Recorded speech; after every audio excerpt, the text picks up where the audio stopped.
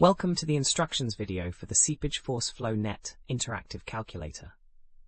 This engineering tool helps you analyze water flow through soil structures using flow net analysis. You can determine critical parameters like seepage forces, exit gradients, and uplift pressures essential for safe geotechnical design. To use this calculator, you'll need to enter several key parameters. Start by inputting the total head difference across your structure in meters. Next, enter the soil permeability coefficient, typically expressed in meters per second.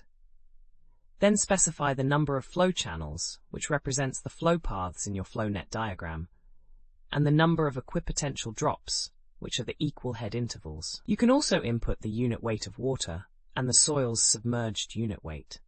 For example, enter a head difference of 10 meters, permeability of 0.0001 meters per second, 4 flow channels, and 12 equipotential drops. The calculator will then compute the seepage flow rate, the exit gradient to assess piping risk, and the uplift pressure distribution acting on your structure. We have thousands of other free engineering calculators on our website. Head over and check them out.